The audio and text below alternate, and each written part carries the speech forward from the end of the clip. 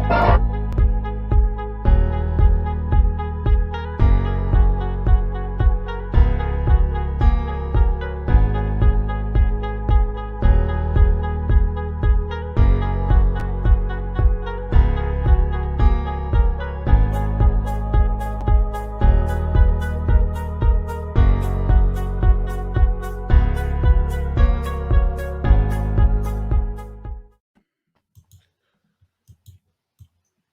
it might help if I have the intro, right?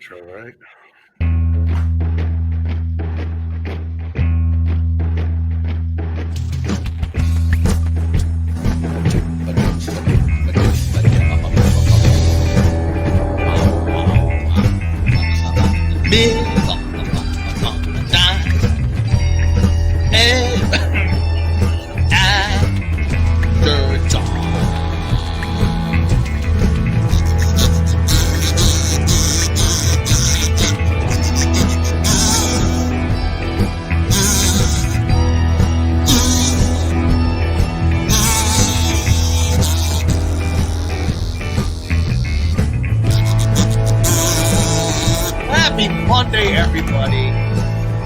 Oh, what a weekend.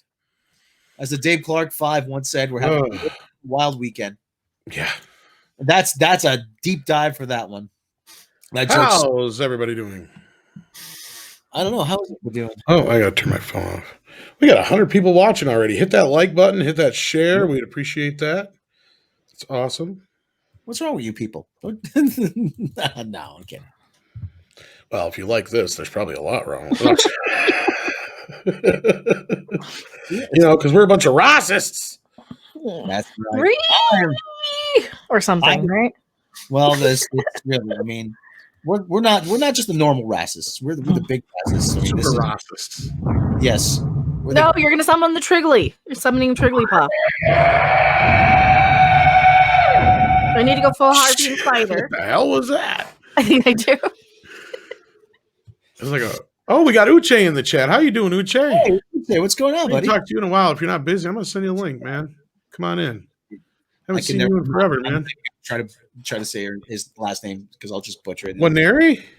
I always felt the same way, and then it just comes natural after a while, man. Well, he's bigger than me, and he'll. Well, I just won't argue with him. That's all. Yeah, I know it's good for me, so I won't even try. I think he knows I'm not a big fan of the Snyder films, but I ain't gonna argue with him. I don't need my ass kicked. That's right. He won't kick your ass. I'm of the firm belief, though. However, everybody needs a good ass kicking because that teaches you boundaries. Oh, that's not what I should do. No, actions have consequences. That's just one of the more violent ways of learning that lesson. Exactly.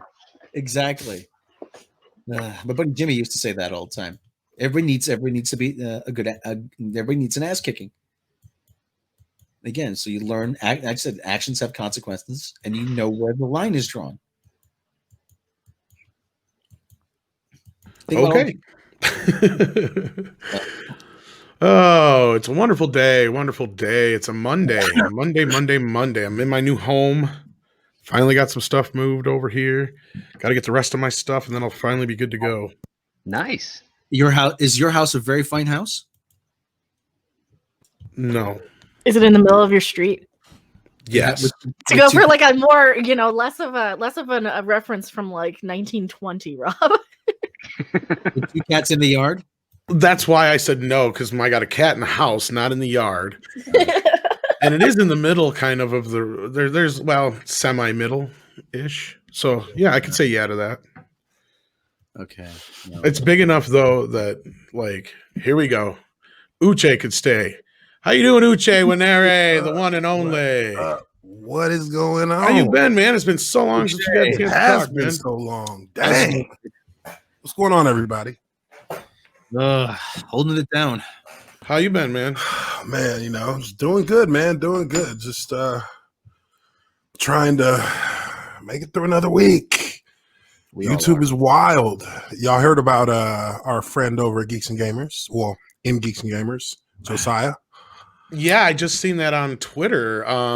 Fill me in. What I, happened? What happened? Evidently, here, let me see if I can find it. I'll just bring it He got up. demonetized by YouTube, and he Yeah. doesn't even have a community strike. Let me bring this up. Like a video, or just channel, or like the whole Channel. thing? Oh, Yeah, shit. this got just demonetized. happened here. wow. My YouTube channel with 169K subs was just demonetized for harmful content. I had 0 community strikes on my channel. Please look into this, YouTube RT, please. Now, recently, Josiah has been doing all kinds of with the some of the voting stuff and things like that, right?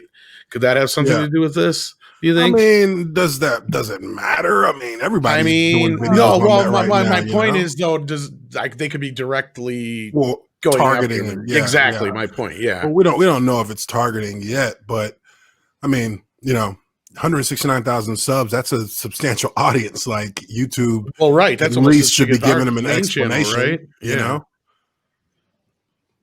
Yeah, that's fucking insane. Yeah, they should at least be giving him some kind of explanation. See if there's, I mean, he doesn't even have a community strike, so it should be more of a if there's an issue, they let him know what the issue is, and if they're going to ask him to change something, then ask him, but don't just demonetize the man's channel. He's worked too hard for all that. Mm-hmm. Well, this is what scared me about that whole transparency tube thing, because it's like if we get caught up in certain lists. And you get seen. I mean, what is exactly my point is there any context to this? They have as far as we know at Geeks and Gamers, no, there hasn't been any real context to it at all. It's just been he was demonetized. Jeremy, kind of worked with him to kind of get a little statement together to put on Twitter, but right.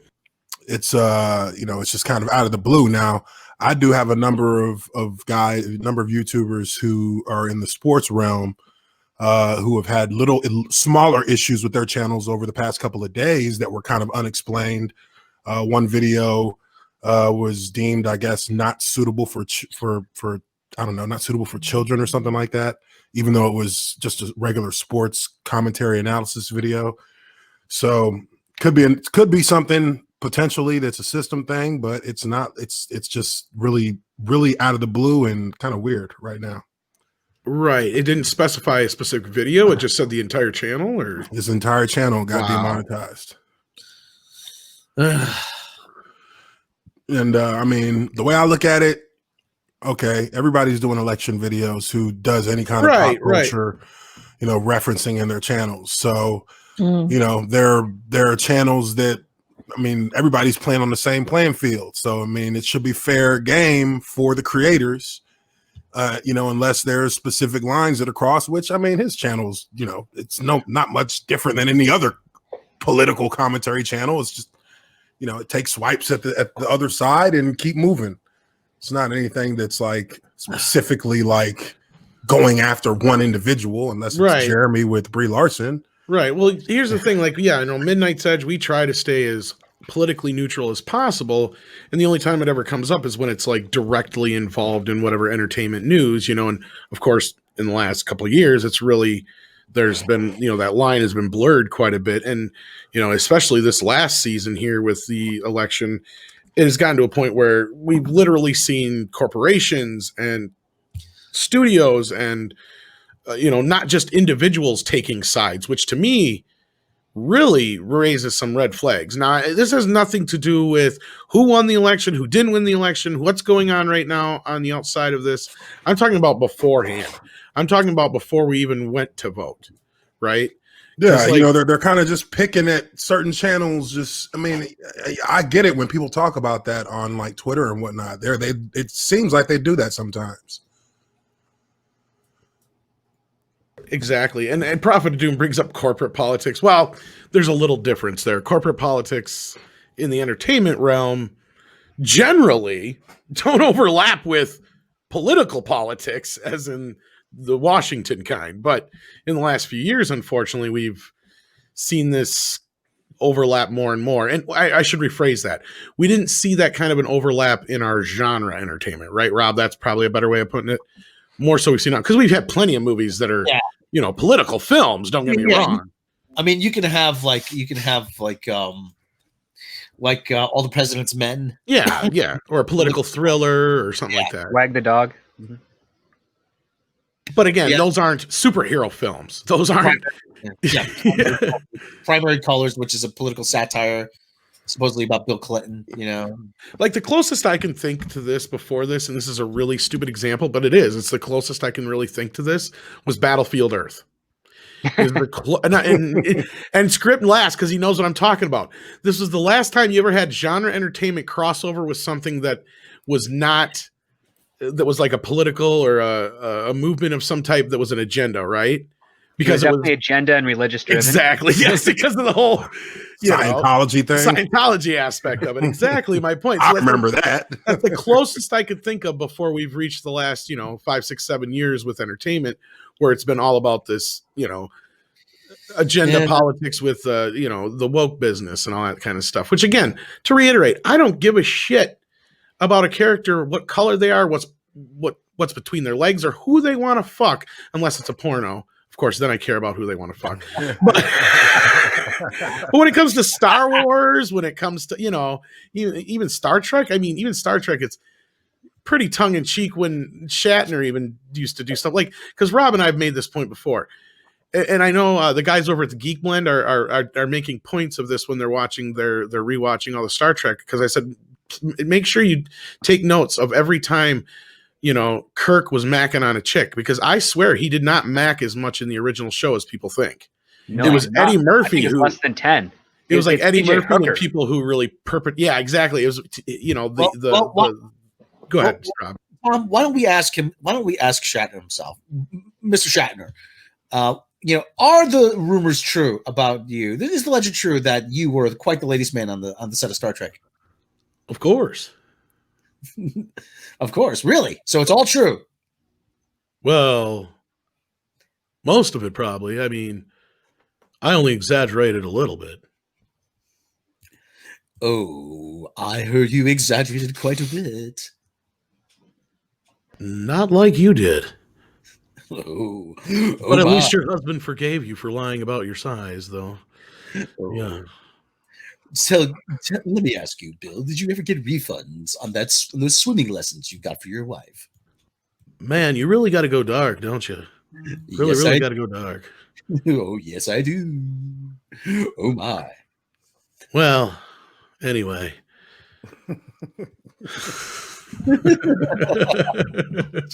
Of course, I nailed everything. Lying on his dick. But no, I think a lot of that comes from like the Eddie Murphy deal with, Captain Kirk would fuck anything to move. You fuck green bitch. It's like the whole bit there, and just kind of like the Saturday Night Live skits and some of the other stuff just kind of perpetuated this idea that Kirk was a ladies' man. When I don't really feel like he was any more than Riker or anybody else for that matter. Riker was way more of a lady. Yeah, exactly. Yeah. Well, Shatner's Kirk had less than, I think, 8 women that he actually kind of had like a romantic relationship with.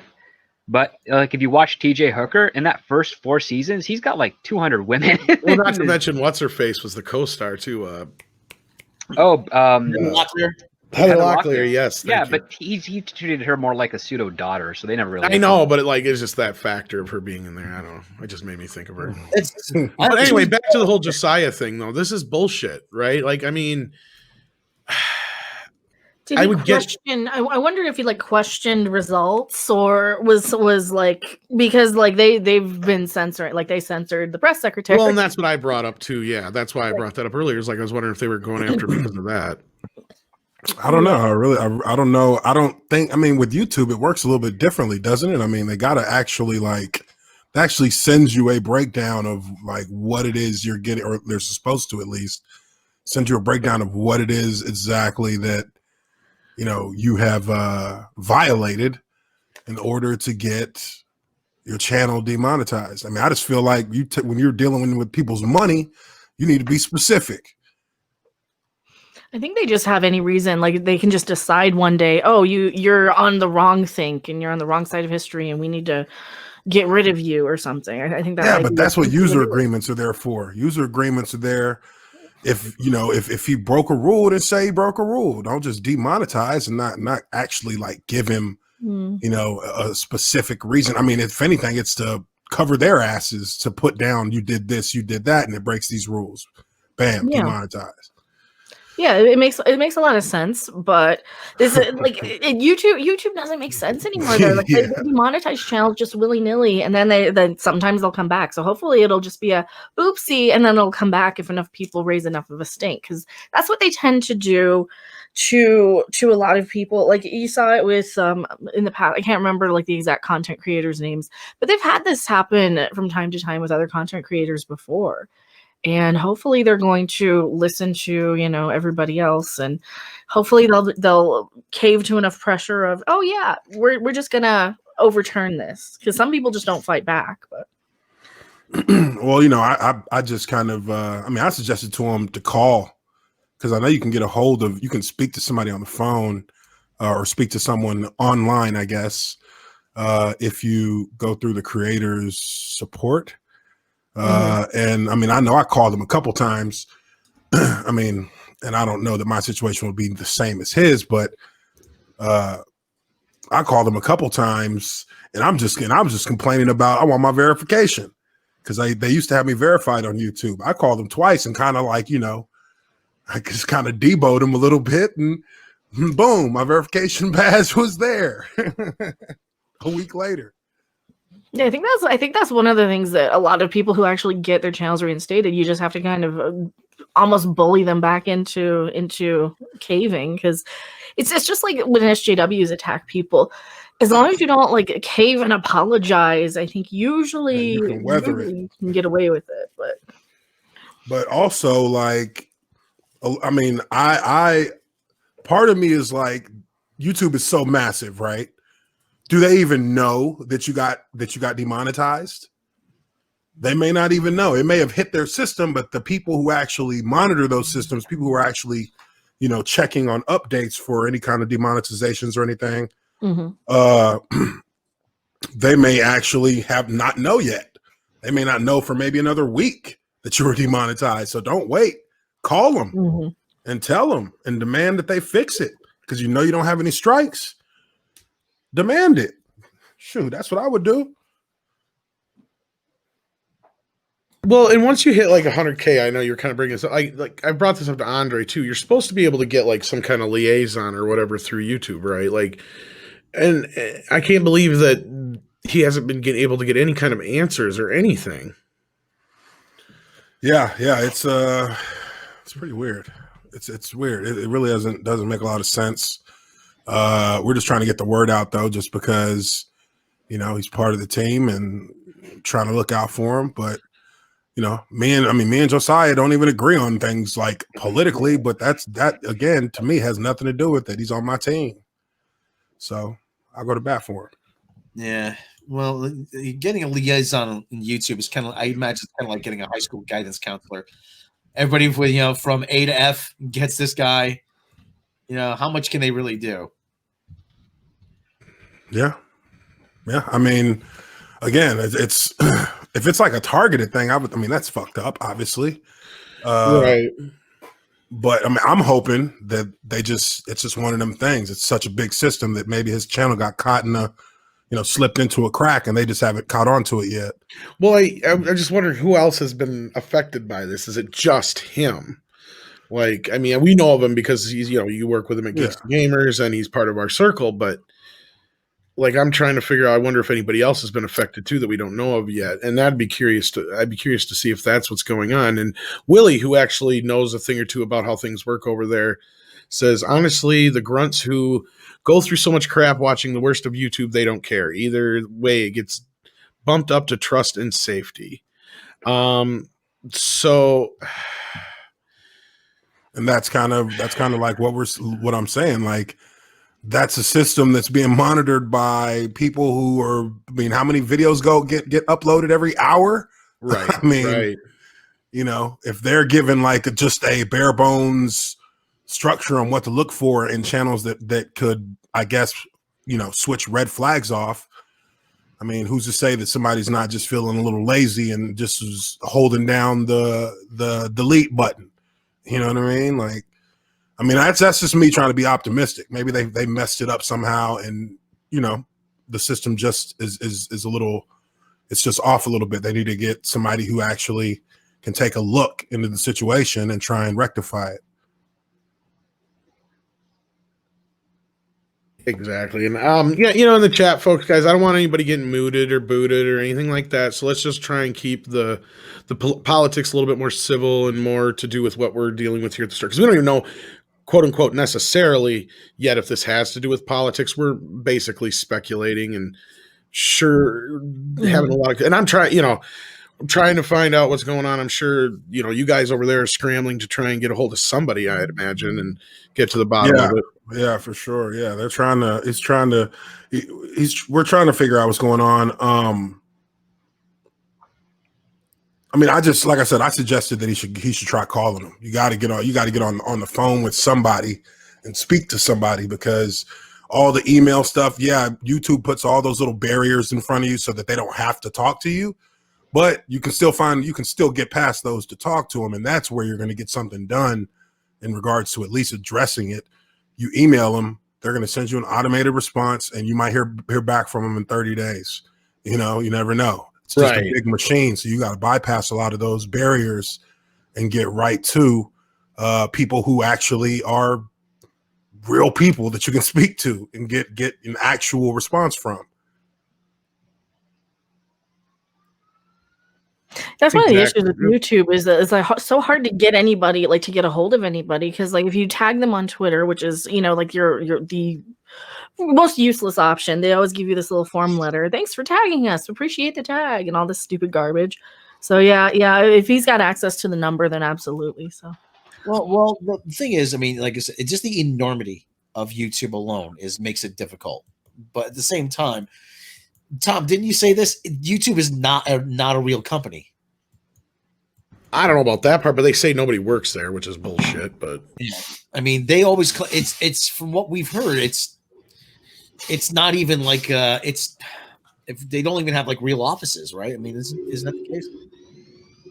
They say that, but didn't they have that incident there like 2 years ago or 3 years ago or something like that? Like kind of that proved them when they said that was bullshit. I mean, I don't know. I don't know. Sparking a bowl in Josiah's honor. A bowl. Smoke a bowl full of Fruit Loops. Like George Carlin. I smoked a bong full of Fruit Loops. Watch a mid-morning movie. I'll come around 2:00 if I feel like it. It's my job. Let me do it my way. Yeah. Just as long as you're in a state where it's legal. That's my thing. I never thought I'd be so envious of somebody hacking. Decriminalized. It's getting better in a lot of places. 5 for 5 this year on legal states now. And I always bring this up: is you live out without giving away too much. You live out on the West Coast. Oh, me? Yeah, Uche. Yeah. Oh man, I'm in Atlanta. Oh. Right. The ATL. Yes. Okay. The ATL. Yeah. Yeah, it's decriminalized, dude, out here. And even, I mean, look, I guess this is just a little bit more transparency than I probably owe anybody, but I've been pulled over. Cops like, hey, your car smells like weed. I'm like, indeed it does. And he's like, what you got in there? Just personal or you're making a shipment? I said, well, shit, I ain't making no shipment. They gotta get your own, god damn it. This is at like 2:30 in the afternoon on like a Thursday. It's sunny. I'm literally just running between my businesses to like check up on stuff in Atlanta. So like I'm pulled over, and man, you guys this is gonna blow y'all's mind just a little bit. I'm pulled over, and I was totally irresponsible what I did once I get to the end of it. So I'm like, yeah, officer, I pull out my ashtray, has all these little like raw cones, like the edges, the butts. Yeah. And I'm like, see, it's just personal. He's like, oh, okay, cool. We don't care about that stuff anyway. Too much paperwork. Okay. I'm like, great. He's like, but I am going to have to tow your car, and I'm going to have to give you a ticket for having a expired registration, expired driver's license. You have your gun in the car with 2 clips, with one of them being illegal ammunition. Oh, I was boy. like, hey, I'm a law-abiding citizen officer. I'm just visiting from Texas. I'm here every 6 months for work because I still have my Texas driver's license, but it had expired like the month before I got pulled over. So, but the cop, and again, this is a story that you might not expect to hear from a black guy. But the cop was cool as hell, didn't mess with me on the weed. He did give me a ticket for expired tags, towed my truck,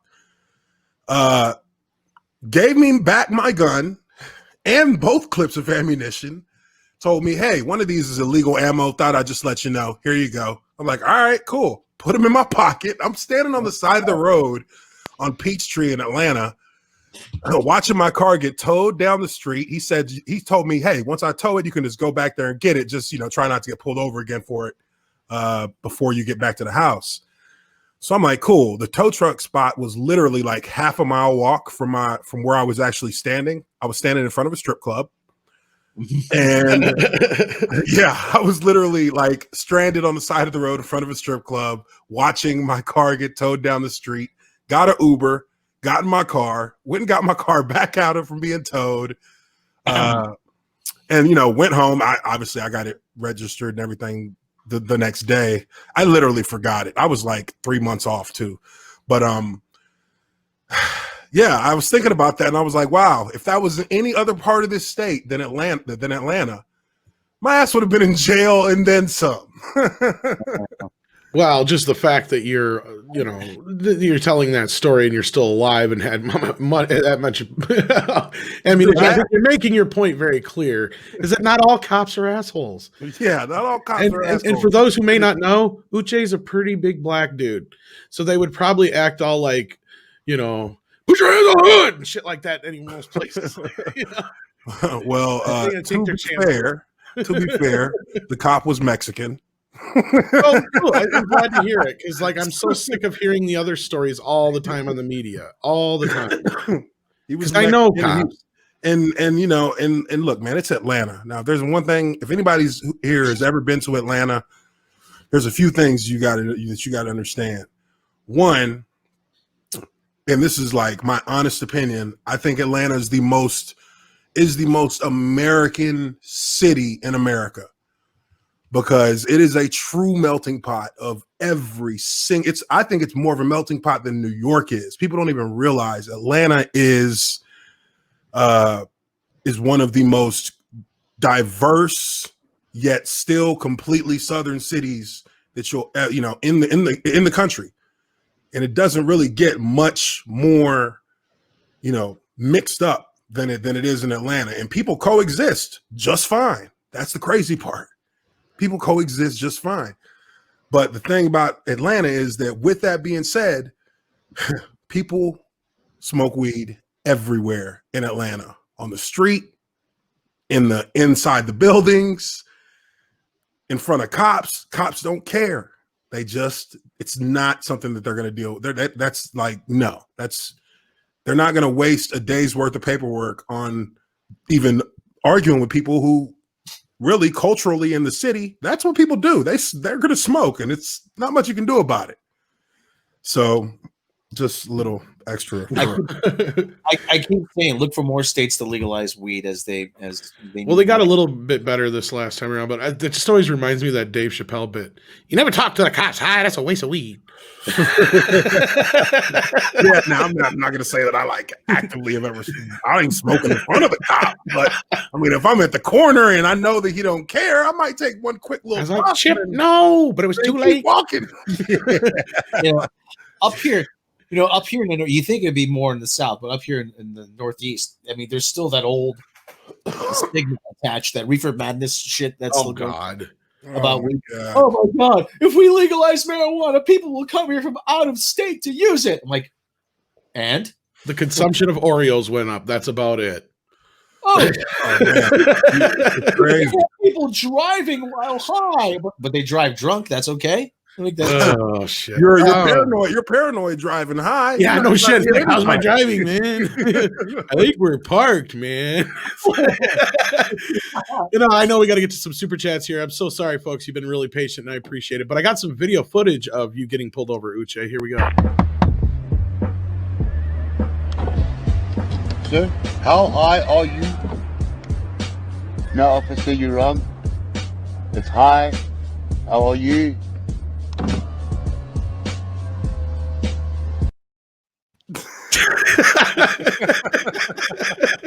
Next time you'll use that one, won't you? Hell yeah. Excuse me, officer. I'm a little high right now. It's like, Chip, no! But it's too late. I was wondering where 5th Street is. Hey, calm down. You're on 5th Street. On 3rd Street. Get the hell out of here. That's it. That's the end of the story. Some of you are just like, yeah, so, but let me tell you. Some of you are like, that is fucking amazing. Dave, I'm going to raise him. I couldn't say shit at the time I was high. The moment of truth for anybody who smokes is when a cop asks you if you've been smoking weed. Because you have like 3 seconds to answer. Yeah, right. And in that moment, you're arguing in your brain. Don't you dare tell him you're high. Dude, if you lie like, but if I tell him, maybe if he finds out, you're really fucked. Exactly. Like, wait, no, don't tell him, you idiot. He's expecting you to say no. And then you can tell you're thinking about it. It takes too And long. you're like, I was earlier. See, you think it's 3 seconds going through your mind, but it's really like 30 minutes. And the cops That's what are I'm being saying. super Like the patient. cops are like really suspicious now. It's like, are you ever going to answer this question? Like, and with those body cams they have now, they can see the elapsed time of how long it takes for a response. This guy actually stood there for 4 minutes looking directly at me. Never said a word. By the time we got him to say something, he said, "What's weed?" And then we knew he was high. Opening check case, Johnson. Then he thought we were asking where we could get some. And he's like, oh, yeah, I got up the store up away. Yeah, dude, I've got some crazy weed stories. I've got a couple, but probably not as many as you do. Oh man, my craziest one is shared with a few of us here, and that is getting fucked up with Clint Howard in Vegas. But yeah, that's better than any one of mine. It was fun. It was definitely fun. I mean, I did smoke with Colin Farrell. Oh, that's cool. There you go. There you go. There you go. That was my very first time in Vegas back in 2007. Cool. Wow. But, all right, we got to get on these super chats. I apologize, guys, for taking so long. We've got a super sticker from Tatsunami. Sends in CHF. What is that? That's Swiss francs? That's Swiss francs, yeah. $1.50 or 150 Swiss francs, and sends in some popcorn. Fat Steven Seagal beat up Pedro, says, sounds like he got leafied. Leafied? Leafed? Leafied? Is that how you say it? I don't even know what that is. What does that mean? I mean, I'm only thinking about Ryan Leaf, but that's... Yeah, I don't know what that means. You'll have to tell me what that means, Fat Steven Skull. You don't have to super chat again. Just let me know. Culture Casino, our buddy, sends in $1.49 Doomacorn super sticker. Thank you so much. Mr. Wolverine 007 says, okay, I'm here now. What you talking about tonight?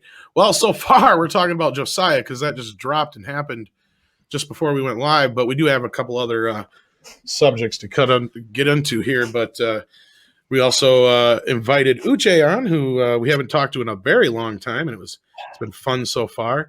Been a fun 30. Holy shit, it's been 30 minutes. See, script is right. You get high. Next thing you know, 30 minutes have gone by. You're like, it was 2 minutes ago, 30 minutes ago, man. We started the stream like 33 minutes ago. It's the new form of time travel, ladies and gentlemen. Oh, that's not even funny. I actually had a script based on. Anyway, Mark C sends $5. It's not a clip; it's a magazine. Just saying. Oh, he's talking about the gun part. Okay, yeah, I guess you're being the technical aspect of it. Yeah. Oh, okay. Yeah. That. That was what you put magazines on. Yeah. Well, Did you ever hear Dave Chappelle's bit? And he goes, "Do you ever drink till you black out, or as I call it, time travel? You drink and you black out. You wake up. You're drinking, you black out. You wake up. You're working at McDonald's. It's 3 years later. You still haven't made assistant manager." that's the story of my life. Stephen Otten sends in $5, and I didn't skip yours, Matt G. There's a reason for my there's a method to my madness. I would say buy your own weed, please. That's exactly what I joked. Yeah, I'll be arrested. I'll be likely be arrested or canceled from YouTube. Nah. You're good, Steven, and that was pretty funny, man. Toxic Man Flu sends in the last one we got so far. Smoking weed is a sign of weakness. Unlike whiskey, I drink every day, which is medicated. Well, I can disagree with that, but anyhow, I see it the other way around. But hey, to each his own poison. However you do it, as long as you're not hurting anybody, I don't care. And yes, we are all caught up now, except for the Matt G one, which I said before. He says, I saw TMNT at AMC Theater, so the next time I go there, is it still going to be an AMC? That's a very good question, Matt, and I'm glad you brought that up because one of our topics today is the theater chains again are asking for a handout. Man, I drove by an AMC the other day, man. It was actually kind of sad driving by it and parking lot's still empty. Like, yeah, I mean, I know here in Atlanta. In Atlanta, I don't really even think we really closed down because even when it was locked down, I mean, I was hearing about parties going on all over the place. I'm like, COVID parties? Yeah, I'm good. Wait, they're going to exchange though? There are parties to go exchange COVID, or? I was just it was just a COVID party. It was like a club would like keep all their lights off. Act like they're not open. It would look like it was closed from the outside, but if you go around back, oh wow, like a speakeasy. Yeah, they got a line in the back, and people are going in the party. No this is shit. Like week 2 of the lockdown. No wonder we can't keep this shit under wraps. Adam Mulford sends in $5. Season 4 of STD will have a new drive called We Drive. Might make the show better. Jeez. Mikey Spock will have to smoke. Oh, maybe that's the shit Raffy's smoking. That weird shit she's smoking in Picard. Is supposed to yeah. Uche, you see Star Trek Picard? I saw parts of it. I didn't really. I mean, I don't like any Star Trek that isn't like Deep Space Nine style type. But the whole thing we said about this, and they always pat themselves on the back. Yay, diversity, diversity, diversity. They make the one black character a homeless drug addict who's a deadbeat. Oh, I mean, that sounds kind of like how they did Johnny Boyega. I mean, just you put him in there and say, "Oh, we got diversity," but you don't do nothing with him. Exactly. Mm-hmm. You ever see that video? J.J. Abrams actually told John Boyega, "Are you ready to lead?" Wow, dude! Can you imagine if they would have got that right? That would have probably surpassed the original trilogy and just like. That would have been one of the greatest personal redemption arcs of Star Wars, next to Darth Vader. I mean, you know what I mean? Like, dude, I was so disappointed. I mean, we all knew what was coming, but I remember when Force Awakens came out and, first time seeing, Finn and just kind of seeing where his arc was going. I thought he was going to be a Jedi. I was like, it's going to be him and Rey. And that would be like awesomeness personified. Because there's a yin to the yang, maybe Rey is more gifted from the physical force use, and Finn is more, he's able to do more. Maybe he's more battle meditation type. You know what I mean? I was thinking like Finn more wisdom and Rey more like brawn type of thing. Yeah. Well, I guess that's kind of what I'm saying. Like he has a more strategic, bigger picture mind that. It's going to give him more perspective, but Rey is the warrior, the guardian. Mm-hmm. Yeah, well, God dang, and you can't get that back neither. They screw that up, and it's over. Oh God, yeah. Mm-hmm. Yeah. But don't worry, I was going to say Leslie Headland loves all the Star Wars. Oh, we'll get to that. Diego Flores sends it a 5 Peruvian souls. In fact, I'm glad you're here, Uche, because we're going to talk some Star Wars right after this. We're just going to go through this real quick. He goes, while my country's Congress just vacated the president, legally, might I add, this is a fun moment. Still more entertaining than STD, though. Well, that's something, Diego Flores. Sounds like USA is not the only one in tumultuous times right now politically. So hopefully everything goes well for you guys over there. Damn. So yeah, theater owners implore Congress for more aid to cinemas. I'm a bit mixed on this one, Rob and Script and Mecca and Uche, because to me the theaters aren't the studios, right? No. I mean, they employ everyday people. They're a business. Yeah, the movies are a big part of their business, but they're not the only part of their business. And I brought it up before, is a lot of the complaints most people have with theaters nowadays, the high prices, the food prices, the annoying people, all these things can be really traced back to the studios being more and more greedy. And Andre and I had the same conversation. I know Rob and I and these guys have on the show too, where I brought up, if anything, the studios should be bailing out the theaters because they're the ones who are going to need them once this is done. But the studios have already said good luck on the other end of this because they're banking on streaming. But I think one thing they've noticed, especially with this whole jump to try and sell No Time to Die, was that they can't make the kind of money to selling it POV. They have to sell it to like Netflix or Apple or somebody for a high price to be able to make that kind of money back on a $200-300 million film.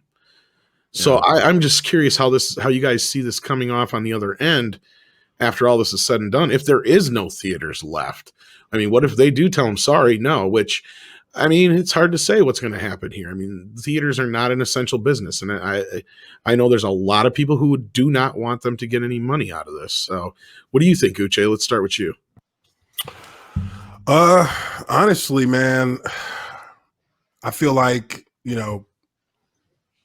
as an entrepreneur, I feel like you have to look out for the small businesses that represent the movie theaters because, those are more satellite representative for the corporation than they are actually intact to the full structure of a corporation. So, you have managers, you have owners. I mean, I think in some, and correct me if I'm wrong, I think in some cases they franchise out movie theaters. So there definitely is a small business aspect to it that I think needs to be respected, at least for the employees. I mean, at least for the employees. Maybe there should be more, a small or an allotment of funds for the theaters to give their employees if they're not going to give it to the theaters themselves. Because, I mean, they're also publicly traded and they have their own investors on their end. That's what I look at it at the ground level spot. And that's where I feel like there maybe does need to be some funding given to them, because there are people who work there who haven't worked in, 10 months, 11 months, almost 10 months now. So, I mean, I can see and I can see the other side of that argument as well. I mean, these are big corporations that got people who invest in them, and they're in contracts with movie studios, but we all know the movie studios ain't coming off nothing because they're the ones that spend the $200 million on a movie. And if they can't put it in theaters, until they can put it in theaters, they're sitting on a $200+ million loss. Mm-hmm. So they're definitely not giving their chips up.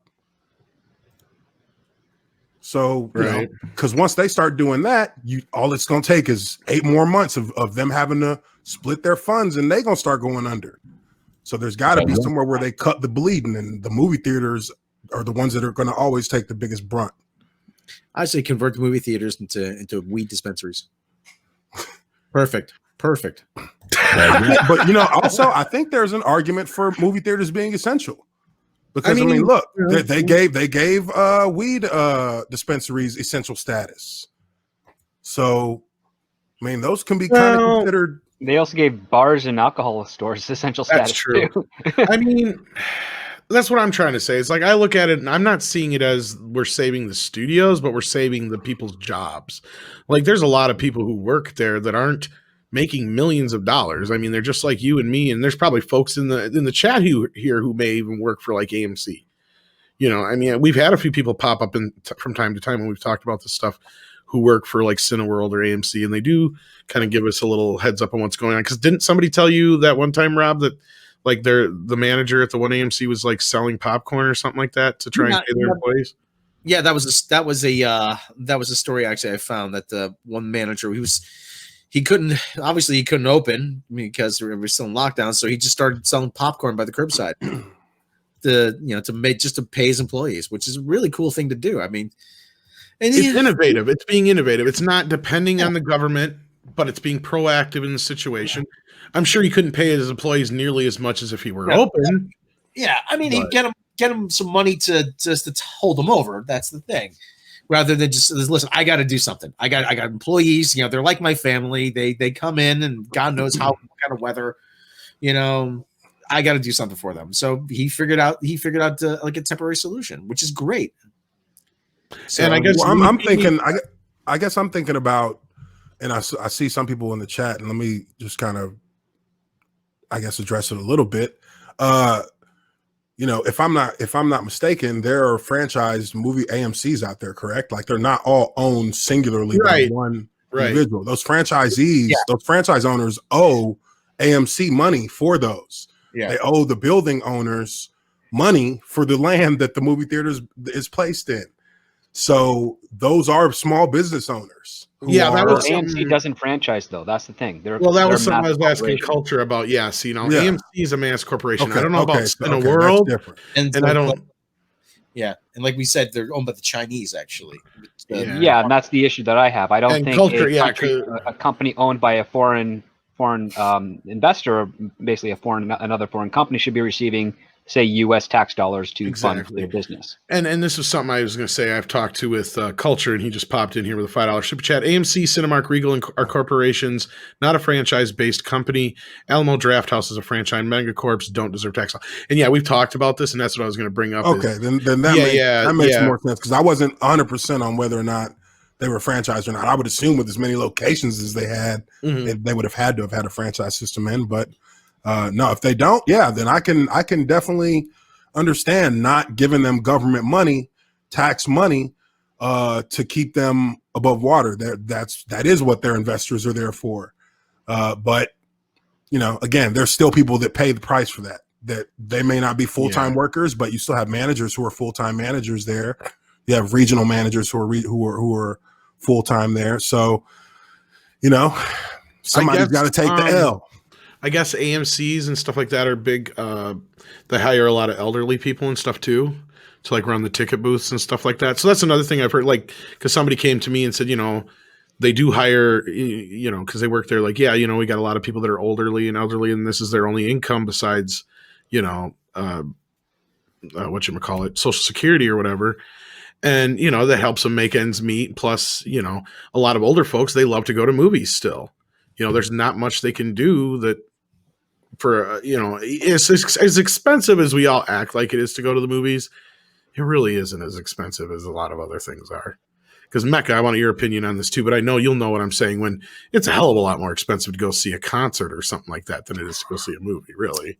Depends on if you're going alone or if that's the thing. I mean, let's put it this way. I haven't been to a concert in over 20 years, and I think I paid almost $100 bucks a pop to go see like John Mellencamp, and that was like 20 years ago. I can't imagine what it costs now. Like, dude, that's like the average for the bad seats. I think it was like $80 to see Ghost on the floor, and I was like, that's pretty good, but that's still pretty high for one person compared to Yeah, but I mean, I'd rather see a concert than. Well, I know comparatively, it's a little bit different experience. Don't get me wrong. It was $125 to see Paul McCartney at Yankee Stadium, and that was 2011. That's a fucking steal, yeah. Because like the last time Paul came through, I just checked. It was going to be like $300 or $400 for a fucking ticket. I'm like, are you insane? I mean, that's a Yankee Stadium, though. Like that whole place is going to be packed. Like, exactly, yeah. Most concerts are going to be in arenas that are less than 20,000. But anyway, really like, less than 10. My point was, go ahead, Rob. I was about to say, and he brought out Billy Joel for the encore. So I mean, you gotta Pay him too, yeah. But no, like the whole thing I was getting at though is that going to a movie is still an affordable date for most people, and may not necessarily be affordable for a family of 5 to go out to see a movie, but for a young couple or an older couple or a family of 3 or so, it's still an affordable night out comparatively to going elsewhere. But I want your opinion on this Mecca and Robin script too. So Mecca, let's go with you real quick next. On going to the movies? Like, I don't like not so much going to the movies, but like, yeah, I know you don't like going, but like the whole fact of whether or not they deserve any kind of tax breaks. No, fuck them. We have to save for a rainy day just like anybody else. And with all the billions and billions and billions of dollars that between Hollywood and the studios and the theaters get, why the crap couldn't they saved a little bit? Why the hell? What the hell's their problem? They're a giant mega corporation. You would think that some of these, like, how much do their CEOs make? I mean, look, I usually kind of rail on the Disney CEOs because they make as much money in just their raises and bonuses as it does to basically pay their employees for like 6 months. So all these people, like when Disney lays off 27,000 people in one shot, and the CEO could easily cover that himself if he so chose. So I have, what, screw the theaters. We'll rebuild something better. Something better will come along that people actually want to spend their money on, what little they have. And yeah, these theaters can go under. The CEO of AMC, Adam Aron, made $9.7 million last year. That's not a whole lot for a CEO, even but still. Well, comparatively, I mean, but still, comparatively to your guy who's working, 12 hours a week at minimum wage. I mean, it's not chump change, but he's still got a house in the Hamptons, a couple mistresses on the side. Yeah. And that's really one of the issues that I see is that nothing, like, there's no reason for these theaters, like, there's no reason, like, if they bail out these theaters, what makes them think that these theaters are going to do anything to, I don't know, rehire the employees that got let go, to make their lives any better, to try and make up for all that? Because a lot of these employees probably went on to do something else anyway. So, I mean, they're not going to be going back to their theater jobs. I don't know. Something's got to change, I think. Anyone else want to? No, that's it. No, you've got a lot of valid points. I mean, yeah, go ahead, Rob. Pick up from there. They're going to have to come up with a new business model. Mm-hmm. I mean, right? Because we were going to reach a tipping point at some time with theaters in the U.S. Despite the whole thing about China and Russia growing, the audience has been on decline in the U.S. for the last decade. Well, we've been predicting the streaming wars were going to happen, and this portion of the streaming wars was something we saw as a latter part, but the coup brought it to the forefront, I think, more so. Like, because this is something I've seen it maybe happening 10 years from now, not now. Yeah, this just accelerated the process. I mean, that's all this did, and like I said, we're gonna have to. They're going to have to figure out a new business model. I mean, for the one part, I've grown to hate going to the movies. I really have. Yeah, apart from being expensive, you got to drag your ass out in the wintertime. It's cold, and the people out in the theaters. They bring small children into the theater with them. They run around all over the place. It's expensive. Granted, there's beer now, but still, at the same time, the whole experience is just degraded over the last 10 to 15 years. And I know I bring this up, Uche, and I don't know if you ever heard this. There was a couple that brought a young child in a stroller to see Casino Royale with them. Oh, what? Yeah. I'm not making that up. Me off. Oh, I remember. No, not to do that. I remember going to a midnight showing of Freddy versus Jason, and some people brought like their 4, 5, and 6-year-old kids with them. It was fucking I hate when parents do that. Like, if you're in a rated R movie and I see kids coming in, I'm like, yo, I almost want to go get a refund and come back to a different time. Yeah, exactly. And there's one guy, I remember there's a couple guys in the back of me where we had the running commentary of Spider-Man from 2002. I'm like, dude, this isn't Mystery Science Theater 3000. Okay, you don't get you the whole thing and cell phones and Movie everything. theater etiquette is gone.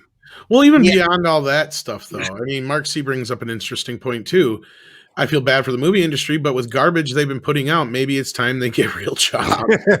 Well, I mean, that's not AMC's fault, though, and that's kind of where I'm feeling bad. Like, again, this has nothing to do with AMC in general, because I'll actually go with this point. Like Culture says, he'd gladly give Alamo Drafthouse financial grants, and that's what I was going to get to, too. And I don't know if Rob or Script want to pick up off this. I reiterate, the studio should be bailing their asses out. It shouldn't be, as far as like if the government's going to come in and give anything, it should be to the smaller businesses. It should be to the not AMC and shit, basically. But anyway, go ahead, Rob. I don't know. I've never been to an Alamo Drafthouse. I mean, well, they're an independent franchise or whatever, to where they're not a corporation type situation. Well, I mean, they're a corporation, but you franchise them out. Right. They're like they're a combination of restaurant, of dining, and theater, and that has more of an advantage than a traditional movie theater, because in a time where eventually we'll get back to no longer needing social distancing, people are going to want to go out and talk, and you can't actually do that in the etiquette of a movie theater. You have to go someplace, be silent for 90 minutes to 2 hours, and then afterwards you can gossip about what you saw. And I think there's going to be a cultural shift where people don't want to go somewhere out in public and be silent for 2 hours when they've been silent and stuck indoors, not able to talk to people for between 2 and 6 months. When I went to see Force Awakens, I remember there was a little kid, maybe 3 or 4 years old, running up and down the aisles, climbing on the seat backs, and he's like, "Oh, the light!" And he's just like all the lights along the aisle, to show people the way. "Oh, lights, mom, dad, look, lights!" Grab that little shit. And his mom and dad shows how terrible The Force Awakens is. They're not enthralled by the movie. Yeah. Well, anyway, his mom and dad were saying, "Shh, you have to sit down, be quiet." Yeah, and people were trying to watch the movie, and his little voice said, "No." Oh. And he did this like 2-3 times, and finally, during the final climactic scene, he went, "No." Then he decided to go, He decided to cry. Like, "Mommy and Daddy told me what to do." Shut that fucking kid up. You know what? Okay, listen. I always say this. Moms, dads out there, I know you want, and okay, when things get back to normal, I know you want a night out. Okay, but at the same time, if you have young children, there are certain things you have to make sacrifices for, and one of them is a night out at the movies. I understand a lot of people can't afford babysitters. Okay, you know what? And I can sympathize with that. However, you are going into a shared space. The age for kids to go to the movies should be what, about maybe second grade? First or second grade, because that's when you learn to sit still and be quiet for long stretches at a time. If they're not old enough in second grade, you know what? Don't bring them to the movies. And Lord knows my parents made sacrifices for years with 5 kids, and going to the movies was one of them. Well, and that's one thing I've said. The thing about going to the movies is we can bitch and complain about certain aspects of the movie all we want, when it's really our neighbors who are the problems and us. We're not all innocent. I'm sure there's been times where we've been an asshole during a movie, but that's the thing, is we all need to remember, like, we're in a fucking, public setting, and Mecca will know what I'm talking about too. When it's just constant, like, why do we have to like fucking make sure everybody in the world can do what they want and not have to worry about everybody else? It's the whole, the needs of the one over the many kind of shit. It's like just the lack of the etiquette. Yeah. Like, etiquette plays a role in every like activity you do. Like when you're out in public, there's a certain etiquettes that you just are supposed to follow. Like that's how my parents taught me. Like when you go to the movies, shut your ass up and watch the movie. Like that's it. You get everything you want before you go in the theater. You get your candy, get your drink, get your popcorn, go use the bathroom. Because once you get in the movie, you're sitting down and watching a movie. And the experience, that my childhood movie experiences were always something I look forward to, because it's like, that is like the community kind of, or it was the community kind of hangout for everybody whenever movies would come out back in the 90s. But I mean, the experience is just kind of, it's lost some of its luster because people just can do whatever they want in there sometimes. So I agree. They have the opportunity to teach these kids how to do this before they get to the theaters. You have a television, you have DVD, Blu-ray, VHS. You teach them when the movie's on, you sit still, you be quiet, you pay attention. When they can do that without you having to like, cut Constantly them or correct, whatever, talk to them about like crying or what have you, then you know, okay, yeah, they're ready to go out in public and see a theater. You give them that trial run. If they cooperate, you're good to go. If they don't, well, back to the living room, back to teach them how to do it, because that's how you have to do, because there's a responsibility to you as a parent to raise your children to have etiquette and respect for public people and public places. I remember I was watching a movie. I think I was watching Shrek with my niece one time. And she was really little. She was like maybe 4 or 5 years old. And she was a little, she's a little chatterbox. And she was, bah, bah, bah, bah, bah, bah. And I said, Sam, we gotta be quiet. The movie's on. Okay. And then she looks at me. Why? I was like, so we can hear what they're saying. That's why. I'm like, okay, yeah, not ready. Not ready for this.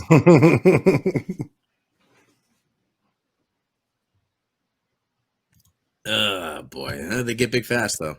Oh yeah. Well, I hope Congress man. doesn't give AMC any money. I don't think larger corporations like that deserve it. I think, Tom, you're correct. I believe that the studios should be taking out loans from banks and whatnot to subsidize the theaters that they want to end up one day showing their films.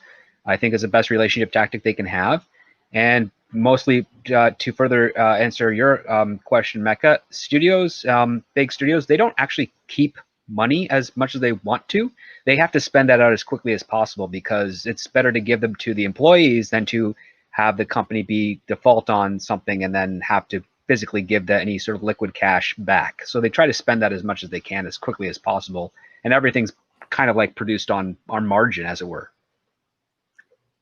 So it's all just a mirage of actual money. I mean, there is real money, but it's all basically being owed to banks and other investors. So they're just like everybody else. They're just in debt all the time.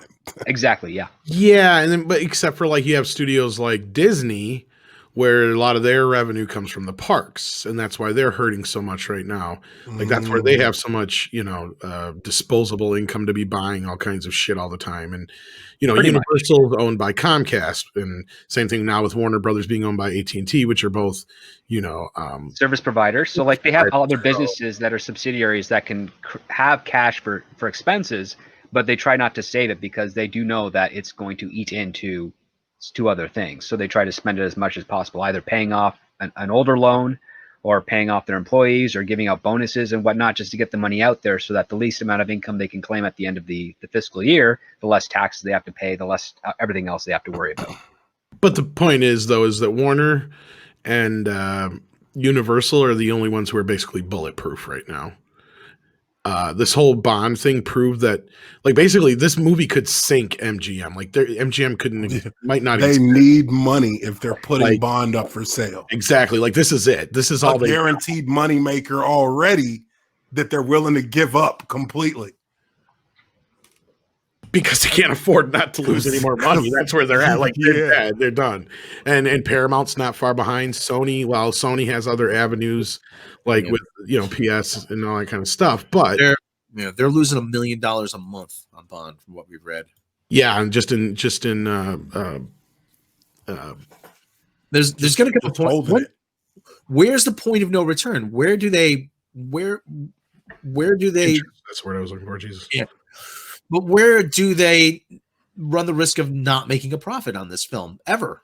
Well, that's where I'm saying that this is where they need the theaters, at least for a couple more years, to get past these movies they got now, so they can restructure the studio system. And I'm sure Script will agree with me there, because you cannot sustain yourself making $300 million movies and expecting Netflix and Amazon to foot the bill all the time. And that's true. And when Disney Plus isn't even big enough to sustain a movie on, like, there's no way they've made enough money back to pay for all the shit they've thrown on there. Not even if you don't count Mulan. Yeah, no, they're still in debt with Disney Plus, and for the last 4 years, a lot of producers, whether they're on the medium tier or lower tier, have all been clamoring to just get rid of the $300 million blockbuster. They kind of put it all into the comic book movie, because those are the ones that are most expensive through Marvel. But really, it's just any type of actioneer that's breaking like $80 million. They're like, does it really have to go above an $80 million? Do we really need Mission Impossible 7 to be over $80 million? Like, that's basically a lot of the arguments they have.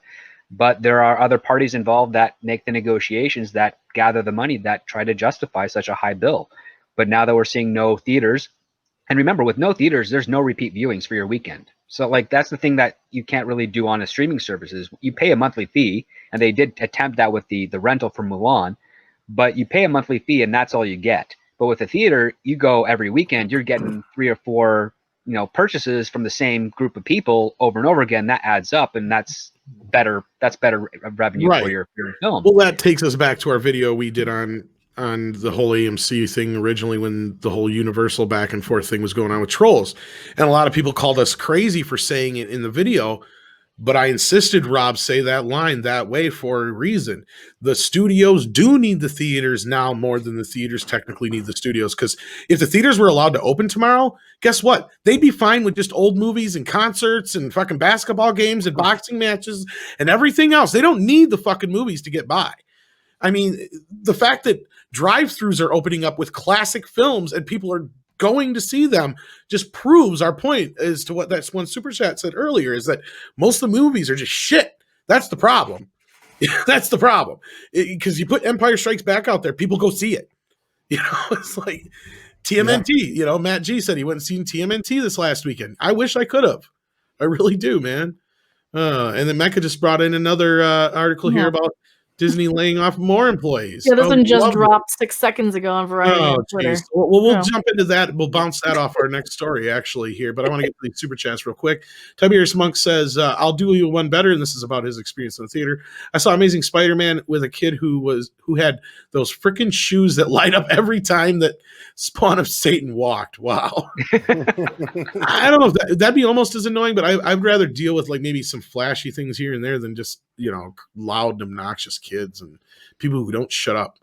A lot of times it's not even the kids in my experience. It's usually like teenagers that are the worst to deal with. Mad Mardigan sent in $5. Hey everyone, good to see Mr. Wineri on the panel. I had a blast reading the thread about oh God. Yeah, Rob and I've had a busy afternoon here on Twitter defending, because we're the only people on the internet who don't like Spider-Verse, besides Mecca, of course.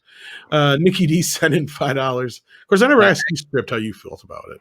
No, you About Into the Spider-Verse? Yeah. It was all right. I mean, there's a lot of things that I felt were weird. Literally the best part of the movie for me was seeing the Chris Pine Spider-Man right before he gets killed. Like, I'm like, oh, that's a Spider-Man movie I want to see. And I'd love to see him try and train like the Miles Morales character, because that's interesting and I can see some fun difficulties. But then they killed him, and then they bring in the other guy who, like, I didn't buy his situation. Like, they just didn't feel Peter Parker-y to put him in that. Yeah, and it also restarts the story a couple of times. There's another video out there. I won't mention who it is, but like it goes like 2 hours, almost 2 hours, I think, talking about how great the movie is, and it fits a lot of screenwriting stuff that is true, but I think the execution is kind of waning on that. I had somebody pick apart my review. You don't even say what you didn't like. It's totally unnuanced. I said, dude, it's a 5-minute review. I mean, the verisimilitude goes out the window, not to mention the fact the whole multiverse, like, take that out of the equation. That last 15, 20 minutes, just to me. Anyway, again, I don't care if people like it. They can like it. I just said, for us, I mean, I always say, listen, do you know what the odds are of Gwen Stacy showing up in the same classroom on the same day in the same school as Miles Morales? I mean, it's not just that. My whole argument was it was woke. Going into the whole how they treated Peter and all kinds of other things, and you were just pointing out how Gwen is perfect in everything, and she manages to find Peter no problem, and that could be just bad storytelling. But the point is the movie is woke. It could still be a good movie and people like it. That doesn't mean it's not woke. That was my argument. Yeah, I mean, I think the motivation for like Kingpin to do what he's doing, I can sympathize with that. He wants his family, which is gone, back, and he'll destroy universes to get that back, that's an awesome villain motivation. But not only that, people just a whole bunch of other they things gender swapped Dr. Octopus just because they didn't mind the gender swap because they liked the character. I didn't. I thought it was just stupid. There wasn't really anything to her. No, it was like, why? Just so you have another woman in here? It's nice. It was a nice surprise because I wasn't expecting her to be a Dr. Octopus. Yeah, but there's already how many? But Spider-Man arguably has more famous female villains than a lot of other superheroes. Yeah, He Batman. does have his own really good rogues gallery. So yeah. So again, reiterating my point, why even fucking bother? Just bring in one of those. Nikki D, $5 says, sorry if this is a question was asked already, sorry. But given the crowded 2021 movie slate, will there be any billion-dollar films next year? That's a very good question. I don't think it's been asked this podcast. I mean, we've had similar questions before. All depends on if the theaters are open. That's really what it's going to matter. You're never going to see another billion-dollar movie until the theaters are open. It's just not. Otherwise, the only way they're going to do that is if they crank out these movies at like $60-$70 a pop on POV. That's it. And if No Time to Die is as big a train wreck as we think it's going to be, then yeah. Or POVD, or what is it? What is it? PVOD? I don't know what the fuck I'm saying anymore. There's all these new I know. I don't know what the fuck it's called anymore. It used to be PPV, but yeah. Yeah, that was pay per view. It was so easy to understand. PVO. It sounds like a bunch of STDs, if you ask me. Like pay video on demand or something like that. Yeah, I know that PVOD. It's like, I got PVOD, man. Should have worn a condom, you dumb shit. Yeah, it's like crazy. This is like crazy. Yeah, do you guys think we're going to see another billion-dollar movie, or is your answer pretty much all the same? I'd imagine, unless the theaters are open. God. Collider, The Mandalorian Season 2, Baby Yoda devoured a woman's children, and we need to talk about it. Oh, they weren't fertilized. Get the fuck out of here. Yeah, we don't need to talk about that. With regards to a billion-dollar movie, it all depends on if there's enough money in the audience to pay to make that $1 billion. That's the thing. There a lot of people are out of work. And Matt G says, the Phantom Menace on the big screens can save us. Well, you never know.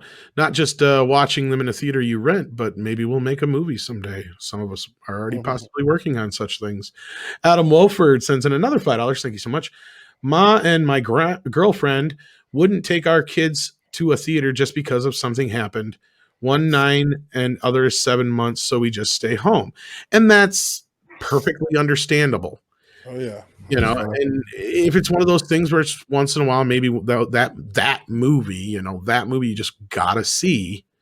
You know what I mean? Like, you get a babysitter, but if you don't feel comfortable with that, that's your choice. Nobody get a Roomba. Have the Roomba watch the kid. Anymore. You're almost better off. Hook it up to Alexa. Keep it all networked. You're good. In some instances, you're almost better off because can't trust people any more than you can in machines. Mr. Tickle Trunk, I love that name, sends in $5 from Canada.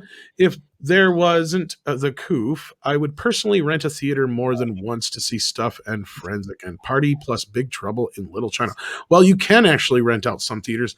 Unfortunately, I think they stick you with a specific list of movies you can choose. But I think Matt G and a few other people have rented theaters where they were able to watch pretty much whatever they wanted, and they decided to watch some YouTube videos. Theaters are pretty expensive. I think the lowest I've ever seen a rental for was like $800 for the night. In certain cities now, especially with like the smaller ones, I think he said it was only like $100 or something like that. That's a but it was bargain. only for a couple hours. That's a hell of a deal. But it was only for a couple hours or whatever. So maybe it was a little bit more. He'll probably say in the chat. You don't have to super chat it, just say it. Mr. Wolverine 007 says, just a small observation. I've had to refresh at least twice now because the names in the chat keep mixing up. Something wacky with YouTube.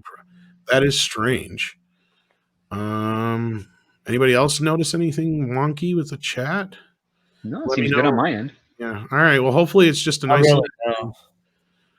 Maybe it's just your cookies or something. Hopefully that's all it is, Mr. Wolverine. And it's not a problem with the tube. Mr. Tickle Trunk says some are $100. Like I know the AMC ones, you have a list you have to pick from, but I believe if I'm not mistaken, like, hey Teresa, how you doing? Like Matt G and some of the other ones we're talking about, like they weren't what do you call them? They were local theaters. They weren't chains. That's right. Yeah, come on, Tom. Come on. Who wouldn't want to see Meatballs 4 on the big screen? Corey Feldman. Oh, that is the one with Corey Feldman. Yeah.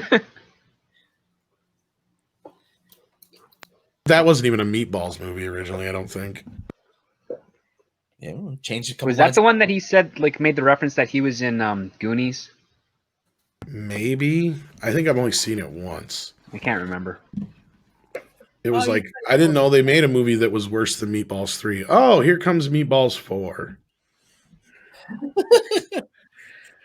ActionCom sent in $5. Like, literally, Meatballs 3 sucks after the first 5 minutes. There's tits and it's done. Did anyone raise the alarm before all this happened? Can anyone today say I told you so? When it comes to the coof part, no.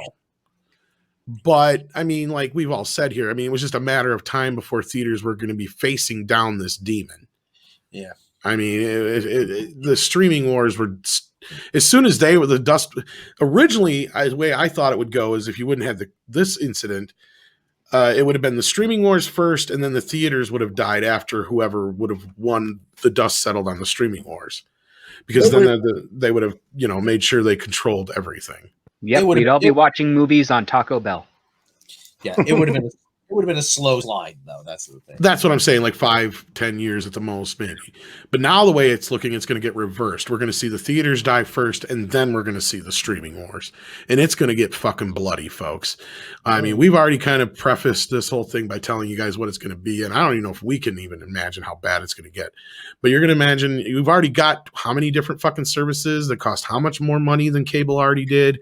And the cable package is that you normally pay for. If you think that's crazy, the streaming wars are going to be like 10 times minimum as worse.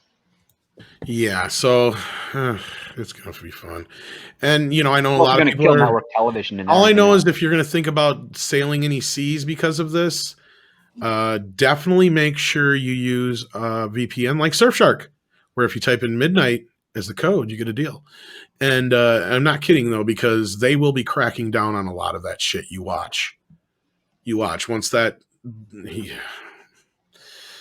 It's not going to be pretty. But Rob, of course, went to take a pee, so now I got to read this. Star Wars Russian doll creator teases the timeline in canon of her Disney Plus series. Funny, we just did a story about this, and we get a confirmation instead of a denial for once. Isn't that weird, folks? Isn't that weird how that works? It is kind of weird, isn't it? Well, I think it's just Headland's that stupid. I say this is a pocket universe and a pocket of the timeline that we don't know much about, says Headland. That's what I can say. She spoke to the notion of her show being female-centric, but argued that it's a unique approach to the canon and will hopefully appeal to a larger swath of the fan base. Just because my show is technically, yes, female-centric, meaning it centers around a female protagonist, I don't think that it necessarily excludes men from space. Now, this is the same person that just said that diversity means not white people. Just remember that. I relate to the main characters all the time. I root for Mando. I root for Luke. An inclusive space means an inclusive space. That's not what you said before. But at the same time, I think that just because something has a female protagonist doesn't necessarily mean it's only for women. Doesn't it sound like this bitch has been listening to us? Probably. What do you think? It also sounds like she still doesn't have an idea. It's trying to tote both sides of the line. Yeah, that's what I was thinking. What about you, Mecca, from the womanly point of view? What happened? Oh, we're talking about Leslie Headland basically saying, I just said it sounds like she's been listening to us, even though she's going against every fucking thing she said before. Where she said like diversity doesn't mean white people and all these other things. Like, she's backtracking on the whole female-centric thing, meaning only for women. I think that there's some there's some pressures under Hollywood recently. I mean, look at what we were talking about before the show started with the whole Superman and Lois show. I think that the studio bosses are getting upset behind the scenes at some of these people saying, get your fucking politics out of the entertainment because people are calling you out on it. So that might be part of it. Well, that's a keen observation. Rob, you back yet? Nah. Last time he left, it was like 3.5 minutes. So what the fuck? He's got to pee a lot lately. He better check his prostate. Yeah. Screw it. Reminds me of the Odd Couple 2, where Felix and Oscar are driving, and Felix is like, "It's pee time." It's like, I pee for 15 minutes in the morning, and then I'm done for the day. Like, that's how you got to do it. Oh shit!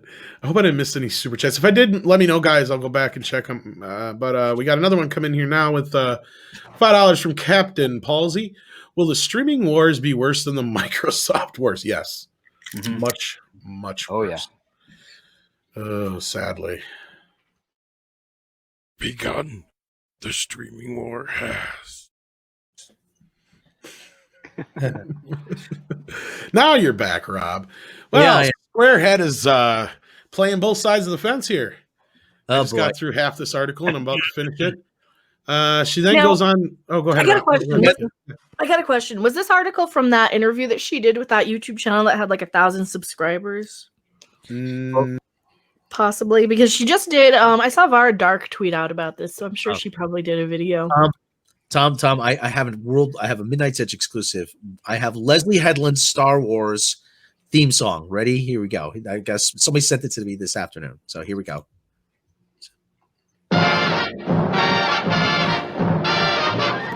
Oh no, that's mean. yes, you are correct, Mecca.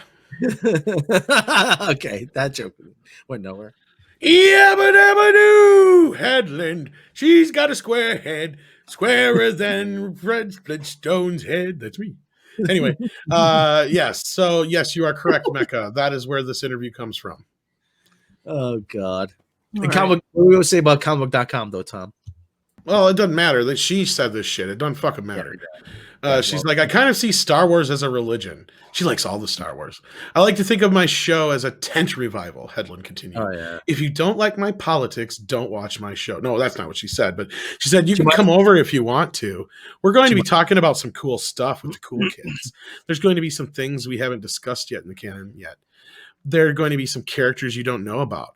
I would love you to join us. I would love you to be interested in it. If it's not your thing, the cool thing about Star Wars right now is there's so much you can align yourself with and get invested in. But if you don't like it, that's fine. Yeah, wrong. Like I wrong. said, it sounds like somebody's been listening to our podcast, not just ours, but our circle. Yeah. She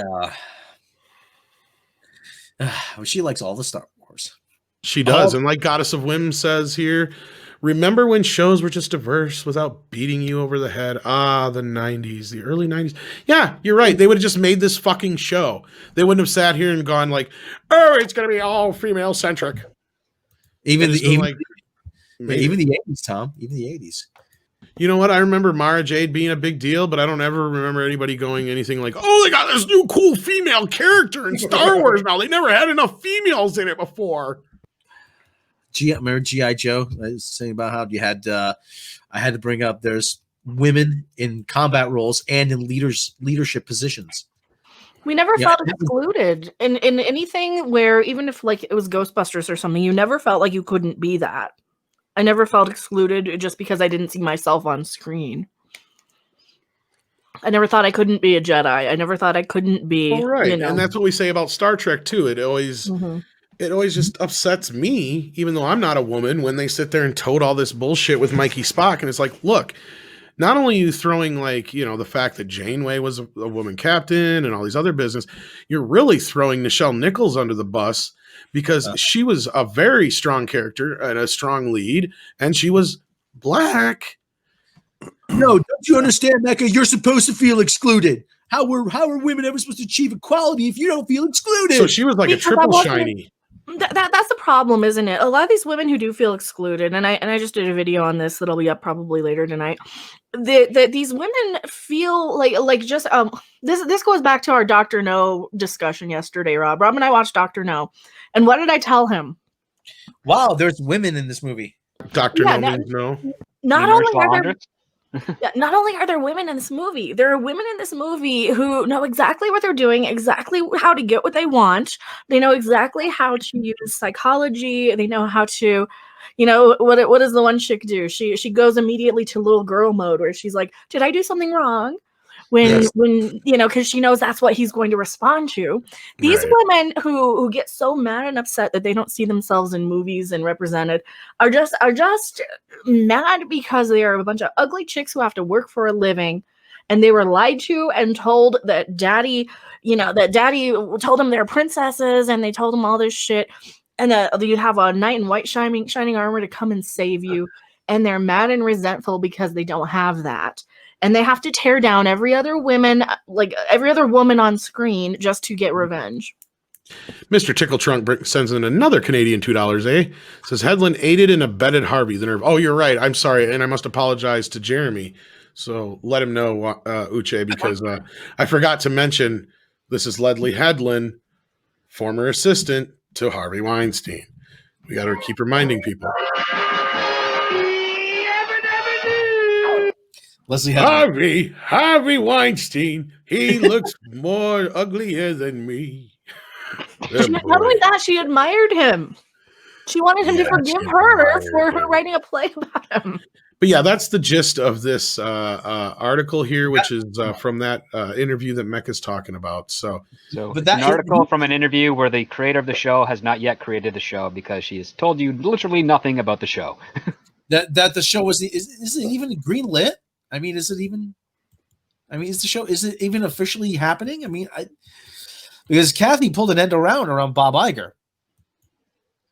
Well, that was what we were told, and it is technically greenlit. But here's the thing, and the reason I heard this is like when it comes to the movies, KK has to go through the Bob Iger and Alan Chapek, Horn, right?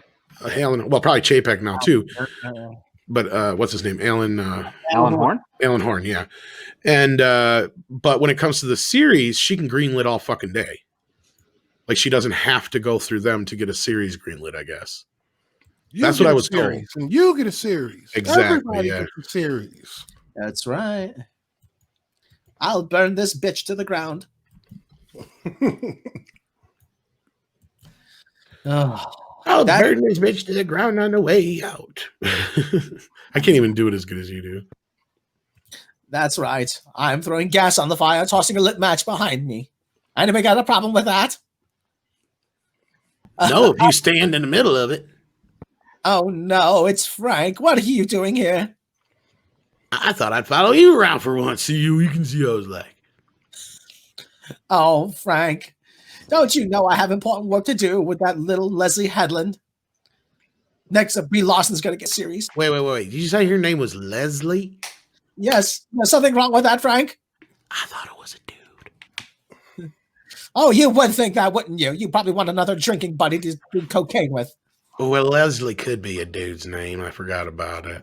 Mm-hmm. Yeah. All right. Congo. No, anyway, back to the real story though. No, like this is just fuck's sake. Now she's supposed to be doing the High Republic shit, isn't she? Isn't that the rumor? Leslie Headland? Yeah, isn't that the series she's working on? With I don't think. I thought that's still listed novel series. They haven't gone to any sort of media, live action media or animation media for that yet. Okay. They actually changed the character designs. Because from those like non-binary designs they were. Yeah. You got a link? I'll share them. Character changes. Let me see. Yeah. And we're not talking fan art. Yeah. Look at some low-key changes. Pirates and Princesses. Okay. To the Get High Republic. And here you go, Tom. Still shit. It's still gonna be shit. It's gonna be those dollar novels you see at like Dollar General. Transcendent Cthulhu Ralala. I'm gonna tell you right now, man, I feel your pain. And if I ever get to make Congo 2, there will be dinosaurs. And sharks. It's gonna be called Congo 2, Apes of Wrath. Congo. Oops, wrong one. Oh shit! I didn't miss any super chats, did I? I think you're caught up. Yeah.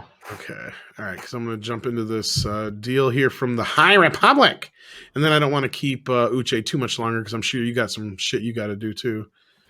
Go get some snacks from the gas station. I hear you, man. And I did hear back from Josiah, and he basically kind of said, basically they still have no clue. He was going to try and give us an update if he could, but as of this moment, they're still trying to get to the bottom of it. So that's the latest on that situation. But yeah, now we've got from Pirates and Princesses, Lucasfilms low-key changes. This is recent. This is just a month ago. Website? Yeah, I think so. Okay. Oh, yeah. That was the first match that came up with MEAD. Yeah, that's a little bit of an improvement. Yeah. At least it looks like a woman. I don't know what the fuck that is. David Bowie's like, I was thinking David Bowie looking at that. I've run so far. I'm now a Jedi. Bounding into comics has no. We're like, we can be heroes too. Like We that. can be heroes and Bounding into Jedis. Yeah, Bounding into comics. Actually, no, they have the fan redesigned ones. Yeah, that's not bad. That's not as bad at all. Yeah. It looks Star Warsy. It looks a little more Star Warsy. Okay, yeah. Bounding It into also comics. looks like the proportions are correct. Those Okay. proportions are correct. Here's more of them from Bounding. So, Wally's one of my favorite lines in Jaws. I don't know why. God. You see that? Those proportions are correct. It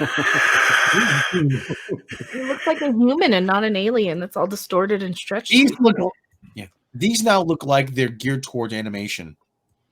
Yeah. Oh my god, that is ugly looking. What the? Who the fuck drew that? Well, keep going. My god, the face is all off. What the fuck? The eyes aren't level. Yeah, everything's all not level. Hopefully, Like somebody whacked her across the face. They're making fun of stroke survivors. That's what they're doing. Oh shit.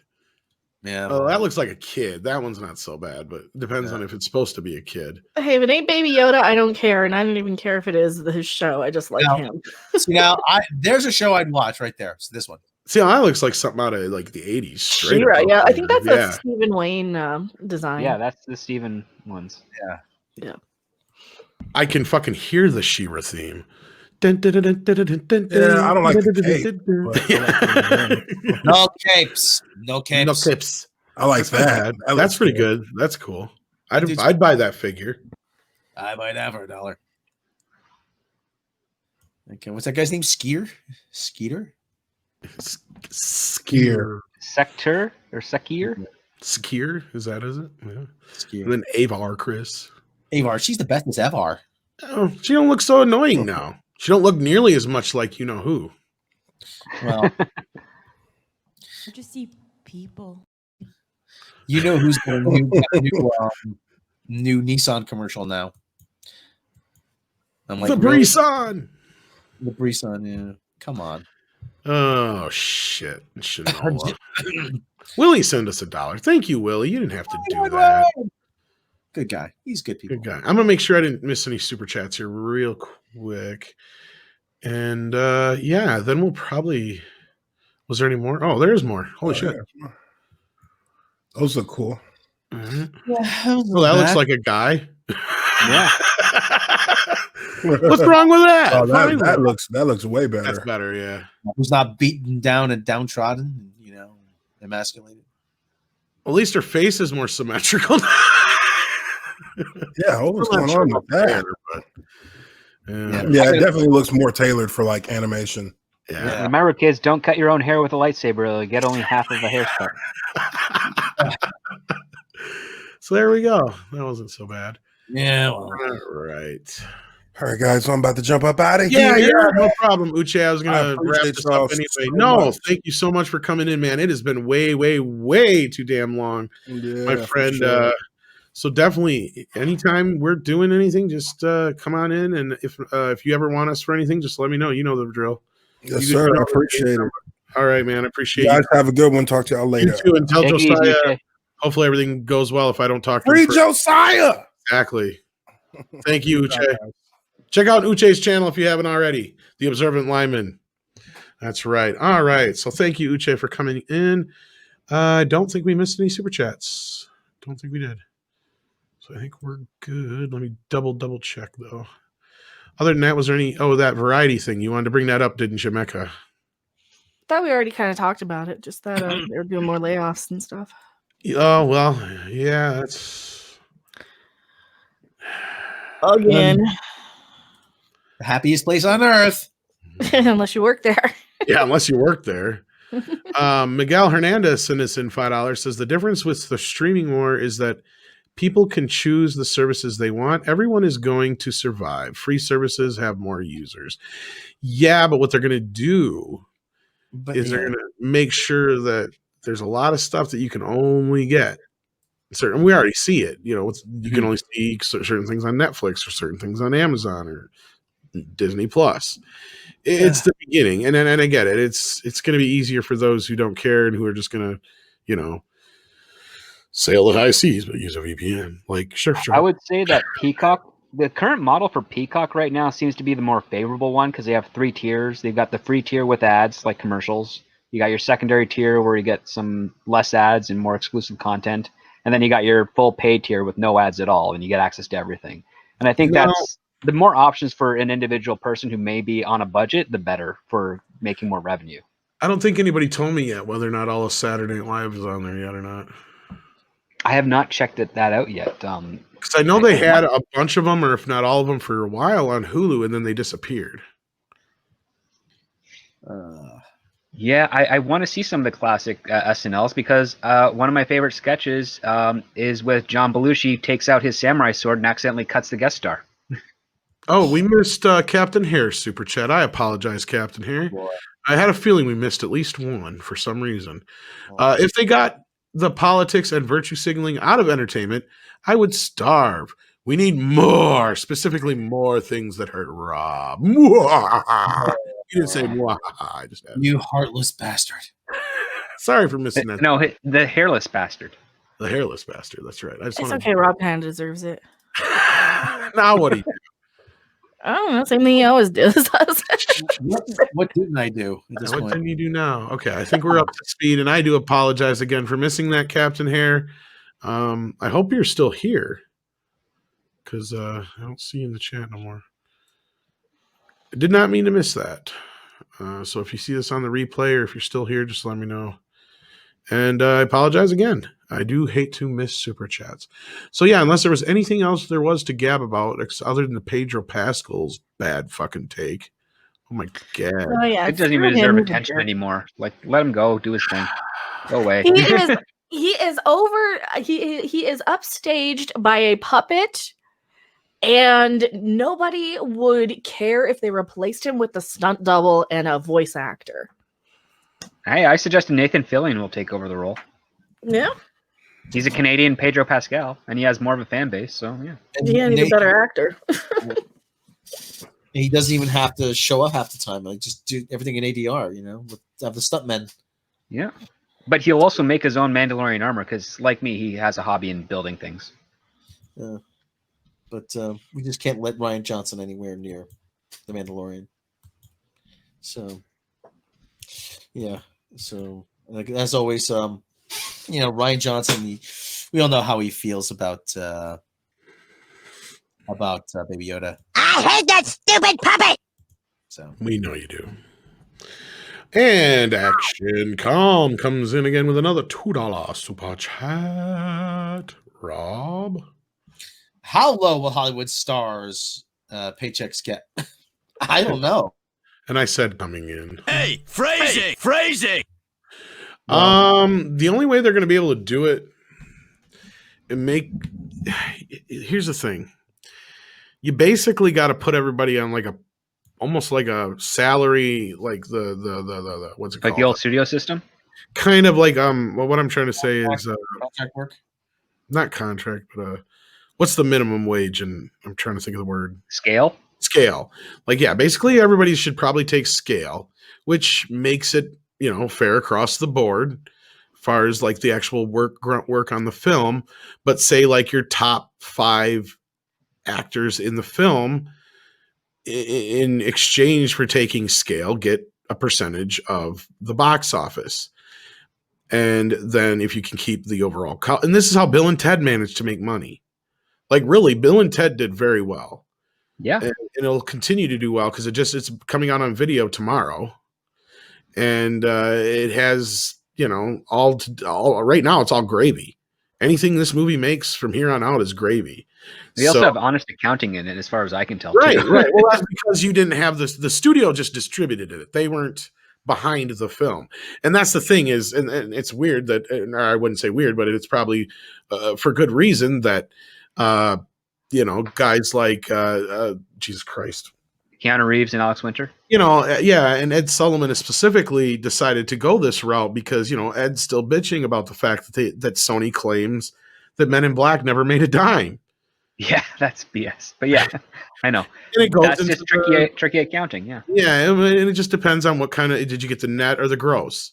You know, there's that aspect of it too. There's always the bullshit that goes in. They'll do whatever they can to screw you out of your money and keep the money in the studio. And I'm sure you know a lot about that script. Oh yes, you have to be very careful. You have to have good lawyers, good accountants, and read everything you're negotiating very carefully because studios, again, because everything is kind of produced on margin, like it's mostly loans. Studios will do everything they can to try and keep as much money into the people that get paid for the film as opposed to the talent and producers and directors and all those others involved. They just need to make sure that they can get those numbers to a certain point where they can maintain their investments and maintain their lines of credit and their eligibility for more borrowing. It's all very, very peculiar. And to the super chat's question, eventually the whole dichotomy of how actors run as a business in Hollywood is going to have to change too, because a lot of actors, especially your bigger name ones, they start individual production companies of their own. And the reason they demand such high salaries or payouts for their films is to pay the staff of that production company so that they can find more films to further their career.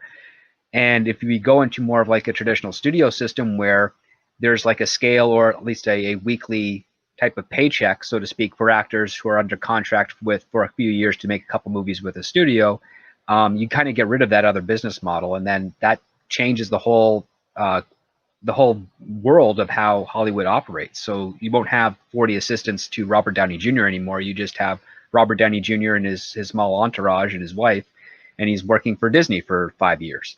And then once that contract's up, maybe he'll go negotiate something with Warner Brothers or with Universal or with Paramount or what have you. And the pay will be significantly less. And that's a whole weird area to think about, but that's probably what's going to end up happening. Well, they have no choice. And the reason why I always bring up actors first is because that's where most of the money goes. Yes. And like Forbidden Ruin says, a sports salary cap. That's kind of what they're going to need is just like an actor's cap. Well, not only that, how many actors these days really bring in a huge amount of money for your audience? It's now becoming IPs and franchises and things of that nature. So if the star themselves can't bring your box office anymore, then there's no reason to justify such a huge payment of that particular actor. Right. And then you got the other side of this too, where it's just the bloatedness. Yeah. I mean, you got an argument to where like something like Guardians of the Galaxy, granted that cast didn't cost nearly as much, and that's how Marvel's managed to do what they do, is you do this one for us, and then we get you back on the next one, is kind of how they do their business. DC's the same way. You know, the only exception to that rule has been, Miss Captain Marvelous. She got her $5 million payday up front. Yes, she did. Otherwise, the rest of those people got paid scale their first time out. Or roughly, yeah. I think RDJ got 250 grand, I think. Yeah. That was the big whole deal was that, what's his face? Terrence Howard? Terrence Howard made more than Robert Downey Jr. did on the first Iron Man because he was hot off his Oscar win. Mm-hmm. And Iron Man was a gimme to RDJ, so he was basically doing it for free. Adam Wolfer comes in with, hey, Mecha Random 42, did you notice the uniforms from the last episode of STD? The Starfleet's uniforms look like uniforms from Crusade's second uniforms. I'm not sure what he means. Okay, so Crusade was the spinoff from Babylon 5. I just thought it looked a lot more like Babylon 5 uniforms, to be honest. Yeah. They did look a lot very Babylon 5-ish. Well, that wouldn't surprise me. No. And yeah, Goddess of Whim says they got all 3 Bill and Ted films at Target for $30. Yes, they did re-release the trilogy of all 3 films. So you can pick that up if you want to, which I do recommend if you haven't already, because the first 2 films have been harder to come by in certain aspects. So yeah, and I think we're caught up then on Super Chats. I'll double check. I think so. All right. Was there anything else anybody wanted to talk about or plug before we go? My Mandalorian video review dropped a couple hours ago, so go check that out. It's only Script 15 Doctor, minutes. yes. If you have not checked out Script Doctor's channel yet, what's wrong with you? If you haven't subscribed to Mecca, what's wrong with you? And Rob has a little channel, but he never puts anything on there. So if you haven't subscribed to it, I don't blame you. He should. He's got ideas that need to get out there. I did the Bond video. Yeah, but that was how many months ago, Rob? And it was a simulcast on Mead. Do the live news coverage of The Last Jedi. That'd be hysterical. Oh, you mean the one today? Well, yeah, that's different. That was for the main channel, though, dude. Yeah. Like that was some prestigious shit, dude. Like you went all out on that one. Yeah, if you guys haven't seen the new Bond video yet, check it out. Oh, yeah. Rob went above and beyond and put that whole thing together. And yeah, it was because I was so busy this weekend I couldn't do much. So he came through on that one. So check it out. It's doing pretty good so far, but really great video. And Willie Woodward sends in $2 for Rob to give me an angry lap dance. The lap dance is so much better when the stripper is crying. I know that one. Bloodhound Gang. Sander Hammerslag wants to know when I'm breaking my bond cherry this week. We know now. It sounds like the shows will be Thursdays at 11 a.m. Pacific time. So it'd be...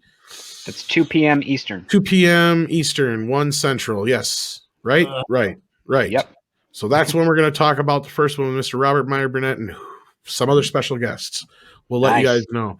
But I have to watch the movie yet. I got to get my TV set up so I can watch the movie.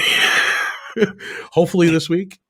So in the next couple days, hopefully. That's not what your mother said last night, Trebek. That's not what your mother Oh, said yeah. last night, Poor Trebek. Alex Trebek passed away. Yeah. Yes. And that was weird because we were just talking about that skit the night before that happened, too. That was really weird. Script, being a fellow Canadian, is there any talk of who's gonna fill that slot, or are they just kind of? That's up to Jeopardy because Jeopardy's not a Canadian show. Yeah. It's been a show for so. Was he always the host, or did they have one before him? I think there was one before him, but he's been a host since the 80s. What was that, Mecca?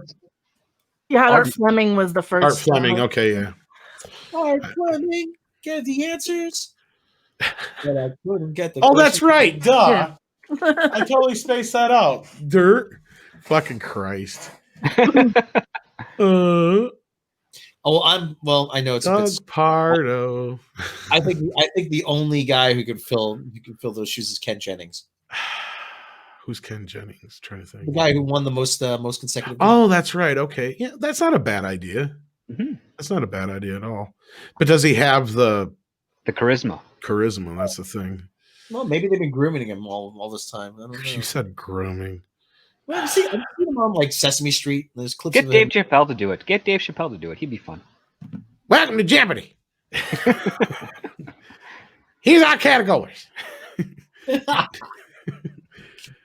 The Wonder of Weed. The Wonder. It does sound like a weed category now. Tupac. Weed potpourri. No, it'd be recreational pharmaceuticals and potent Recreational pharmaceuticals. My wife friend Chip. And my white friend Chip. All right. Oh, and the other category is angry strippers.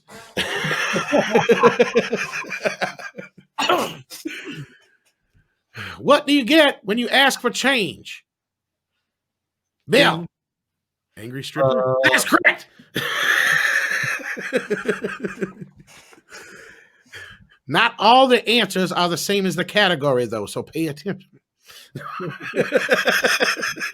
Who are angry strippers? Or right? should I say the question?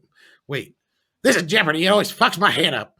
Stop getting high before the show. God damn it. Gotta quit getting high before the show. Why didn't you fucking stop me? You're fired. Now go buy me some weed. Anyway. All right, kids. We're losing our audience. Shit, I don't have the. There it is. I'll take angry strippers for You'll get angry strippers if you only give them $100. But I want to do weed potpourri. All right. This comedy duo has had 50% of it put in prison. Cheech and Chong or Cheech and Chong. That is correct.